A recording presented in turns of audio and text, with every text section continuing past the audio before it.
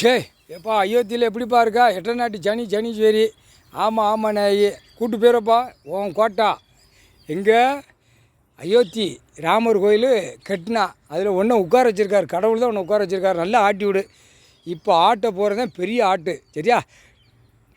டெல்லி மகாராஷ்டிராவில் கட்டட பில்டிங்கில் 4 சதுரங்கத்தில் மால் போட்டு கட்டு அவர் ஐயா மால் போட்டு கட்டிட்டாருப்பா. அரசியல்வாதி டெல்லி உள்ள கணக்கு கொடுத்தாச்சு. அங்கே போய் என்ன செய்யா அந்த கட்டட பில்டிங்கை ஆட்டி விட்ருங்க, சரியா?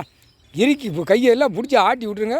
அவ்வளோ ஜோலி முடிஞ்சு போவான். எட்ட நாட்டு சனீஸ்வரி ஆமாம் ஏமங்காலம் தூவேன். நம்ம போடுற கணக்கு அவனுக்கு நம்ம மானிட பேருக்கு நக்கலாக இருக்கணும், நையாண்டியாக இருக்கணும், எடக்காக இருக்கணும், சரியா? போட்டாச்சு. மகாராஷ்டிராவில்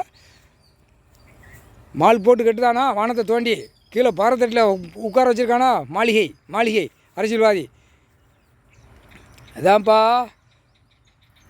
அவன் பிடிச்சி ஆட்டுதானா, எம்பி பூரா கூட்டமாக பிடிச்சி ஆட்டுதானா. அங்கே நீ அயோத்தி ராமர் கோயில் நீ தானப்பா உட்காந்துருக்க, ராமர் கிடையாது, நீ தான் உட்காந்துருக்க. எட்ட நாட்டு சனீஸ்வரி உட்கார வச்சானா, பிரதமர் மோடி உட்கார வச்சா நல்லா ஆட்டுதா. இன்னும் ஆட்டி எடு.